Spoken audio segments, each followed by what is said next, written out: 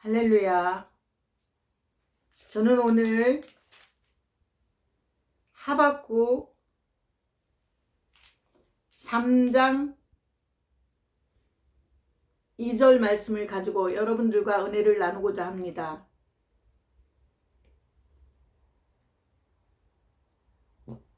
진노 중에라도 긍휼을 잊지 마옵소서.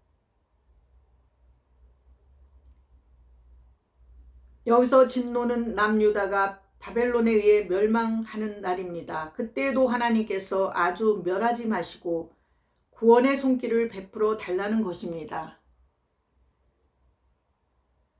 하나님의 심판은 항상 그 속에 심판과 구원 두 가지가 들어있습니다. 심판만 하는 것이 아니라 구원도 있다는 것입니다. 우리가 자녀를 양육할 때 사랑해주고 때로는 또 안아주고 격려해 주잖아요. 야단만 치는 것만이 아닙니다.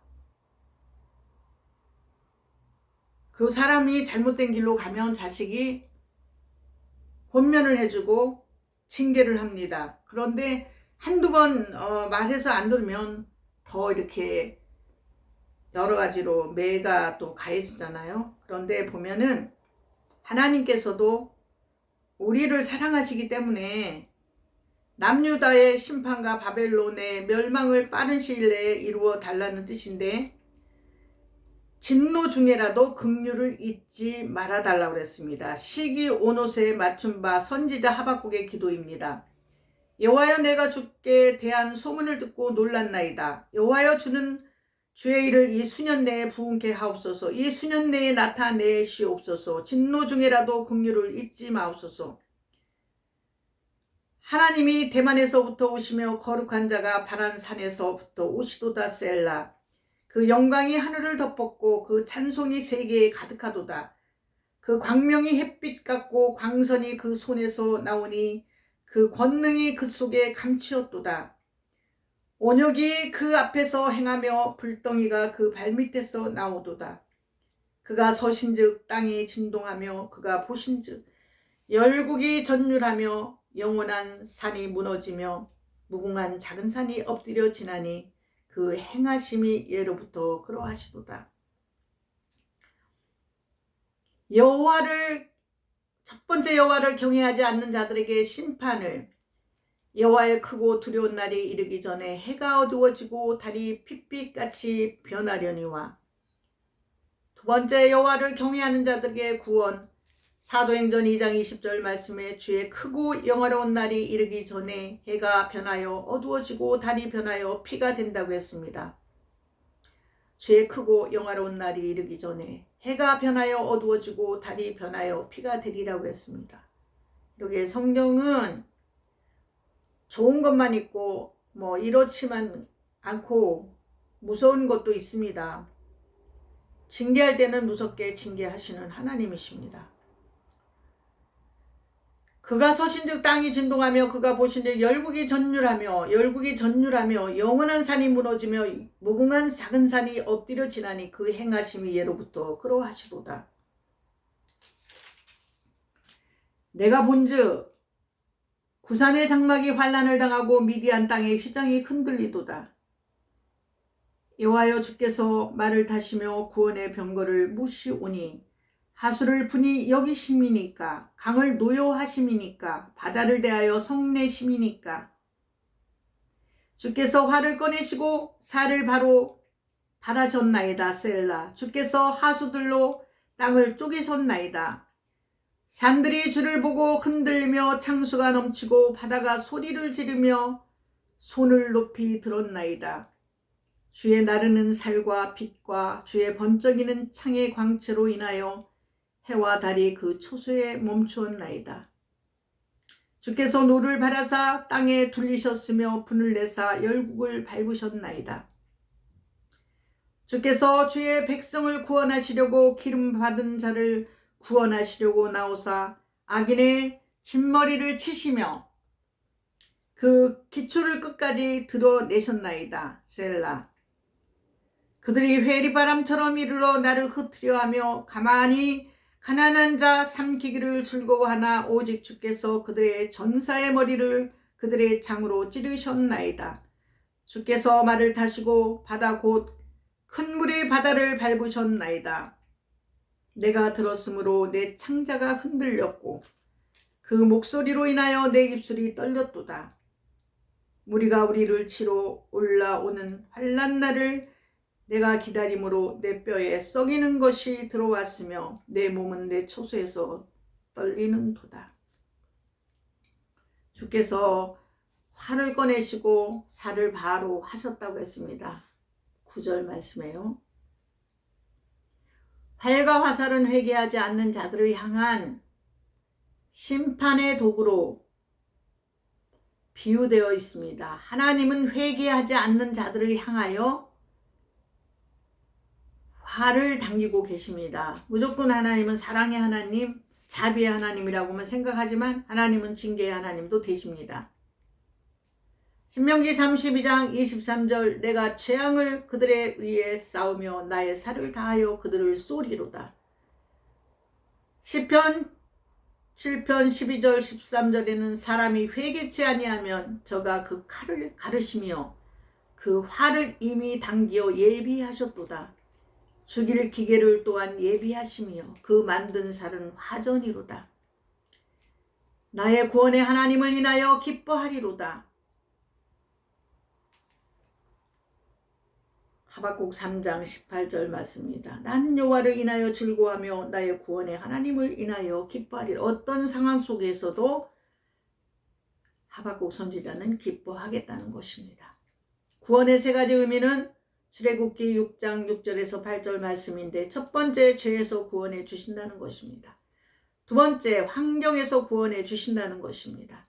세 번째 영혼을 구원해 주신다는 것입니다. 우리가 먼저 죄가 회개해야 되고 거기서 구원을 받아야 되고, 또 환경이 너무 어려우면 안 되잖아요. 환경에서 하나님께서 구원해 주신다는 것입니다. 또 우리의 영혼, 우리가 지옥 갈 백성이 천국으로 갈 수 있게끔 거기서 또 지옥에서 우리를 빼내서 천국으로 보내주신다는 것입니다. 이 세 가지는 예수를 믿는 것과 동시에 다 이루어지는 것이 아니라 개별적으로 이루어집니다. 즉 죄에서 구원받았다고 해서 영혼의 구원을 자동적으로 받게 되는 것은 아니라는 것입니다. 우리는 늘 깨어서 기도하라는 것입니다. 주님이 오늘 오실까 내일 오실까 우리는 기다려야 됩니다. 이 코로나가 지나고 나면, 코로나가 한참 동안 있지만 어느 순간이 되면 이제는 또 살만하다. 지금은 또 결혼식을 하는데 전에 600명씩 하던 분이 이제는 50명, 참 49명밖에 못한다고 많이 마음 아파하고 슬퍼하더라고요. 그렇지만 언젠가는 또 이게 풀려져 갖고 살만한 세상이다 하고 또 친구들과 놀러 다니고 또 뭐 여러 가지로 할 수가 있을 것입니다. 저희 친구들은, 초등학교 친구들은 안 믿는 친구들이 많아요. 그렇기 때문에 그 친구들은 코로나라고 하면 무서워서 아예 누구도 못 만납니다. 물론 조심은 해야 되지만 아주 또 두려워하고 있습니다.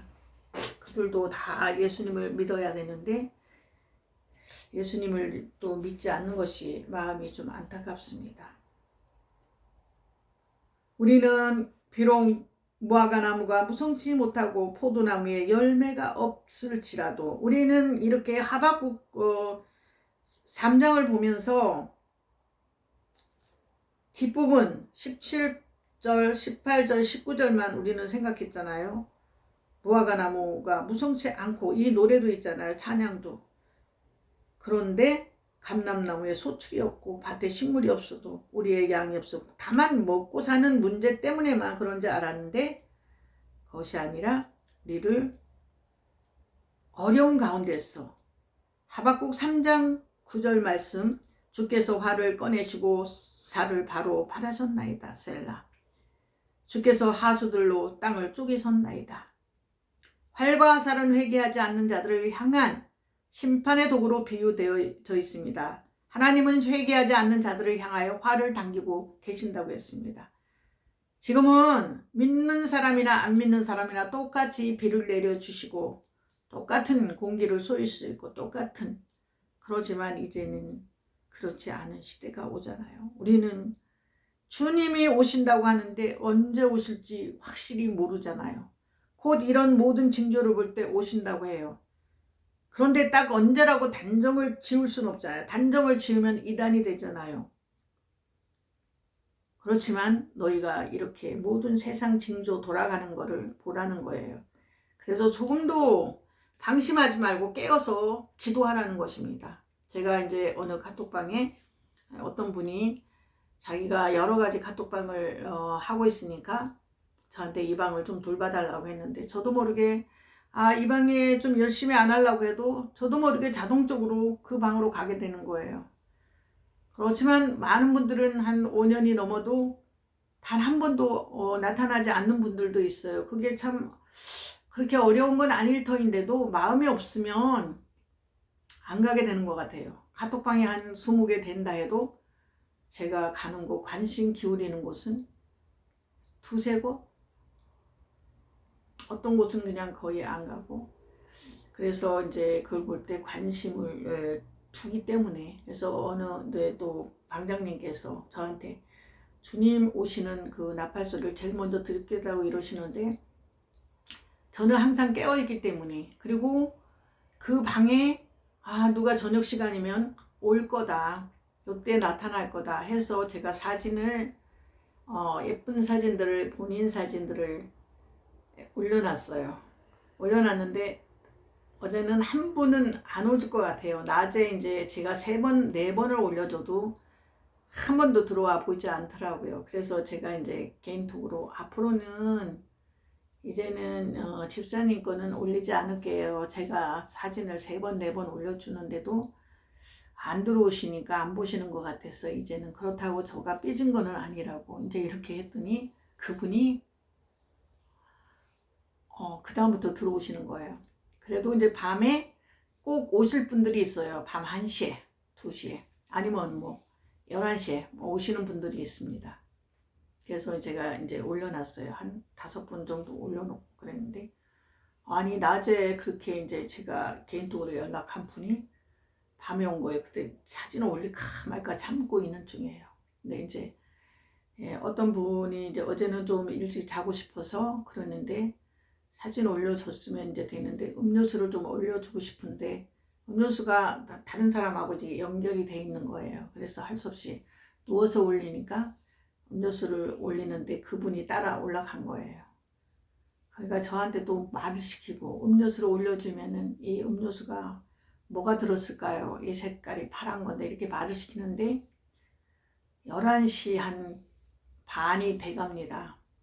근데 그분은 이제 외국에 사시는, 캐나다에 사시는 분이라서, 그래서 이렇게 누워서 어느 정도 조금 제가 이렇게 방장님 대신 응대를 해주다가, 나중에는 이제 낮에 몇 개 올렸는데도 반응이 없던 분, 그분 올릴까 말까 하다 저녁에 안 올려줬는데 그분이 딱 들어오신 거예요. 그러니까 얼마나 민망한지 모르겠어요. 그래서 다시 불을 켜고 일어나서 그분 사진을 찾은 다음에 올려놓고 그렇게 하고 잤습니다. 정말 우리가 깨어서 주님이 언제 오시나 기다리고 있어요. 저는 그 사람들도 단독방에 정말 한 100명 정도 돼도 거기서 오시는 분은 10분도 거의 안 되더라고. 손에 꼽을 정도로 활동을 하더라고. 500명 되는 방도 사실은 활동하는 분들이 15명 정도. 방장님이 계속 올리는데 8시 반부터 굿나잇 그것을 올리시더라고요. 그래서 11시까지인데요. 저는 이제 그걸 보면서 또 방장님도 정현수 목사는 예수님 오시는 거 가장 먼저 알 것 같더라고. 왜냐면 제가 그 단톡방에 관심이 있기 때문에 누가 들어오는구나, 누가 찾아왔구나, 안 오던 분이 왔구나. 그래서 제가 이제 환영을 하는 거죠. 제가 보험회사 다닐 때 1등을 한 것은 뭐냐면 사람들한테 보험 들으라는 말을 하나도 안 했어요. 그렇지만 그들을 제가 정말 마음속에서부터 환영해주고 사랑해주고 내 진심이 통한 거죠. 그러다 보니까 길에 지나갈 때마다 모든 사람들이 제 계약자가 되었어요. 심지어는 미용실 하는 자매님이 그런 얘기를 했어요. 자기 친척이 동서가 그렇게 보험을 해달라 해도 안 해준다. 저한테 들어주겠다. 이런 분들이 그냥 지나가면은 미안하다고 다음번에 들어주겠다고. 제가 뭐 들어달란 말도 안 했어요. 그렇게 일하시더라고요. 그러니까 저는 능력도 없고 아무것도 없어요. 다만 성실함, 그거 하나입니다. 그 성실함 하나 때문에 하나님께서 저를 기뻐하시고, 또한 정직한 영이기 때문에 하나님이 기뻐하십니다. 저희 남편도 은퇴를 해서 요리사 한 달 공부하는데 시험을 보나 봐요. 그래서 너무 이제 나이 먹었으니까 요리 한두 개만 한다 생각하고 젊은 사람들 못 따라가도 그렇게만 하라고. 근데 이제 시험을 또 보려고 하는데 이게 조금 어렵다고, 자꾸 까먹는다고 이 얘기를 하더라고요. 그래서 남편한테 50점만 맞아도 되니까 편안하게 이렇게 하라고, 그렇게 제가 얘기를 해줬습니다. 우리는 그냥 성실하게 가다 보면은 우리가 언제 저 길이 끝이 날까 하는데, 걷다 보면은 천리길도 한 걸음부터라고 했습니다. 천리길인데 100걸음이 가지는 게 아니잖아요. 처음에는 언제 저 길을 갈까 이렇게 생각하잖아요. 또 주님도 언제 주님이 오실까? 안 오실 거야. 우리가 여지까지 우리가 그렇게 기다렸는데, 6.25 사변은 그렇게 기다렸는데 예수님 안 오셨어. 그때 다 오신다 했지만, 근데 하나님께서는 깨어있는 자, 초점을 하나님께로 맞춘 자, 주님이 오시든 안 오시든 난 상관없어, 지금만 먹고 잘 먹고 살면 돼, 이런 사람한테는 주님이 오셔도 알 수가 없잖아요. 우리가 깨어서 주님 오실 날을 우리가 사모하고 기다려야 됩니다.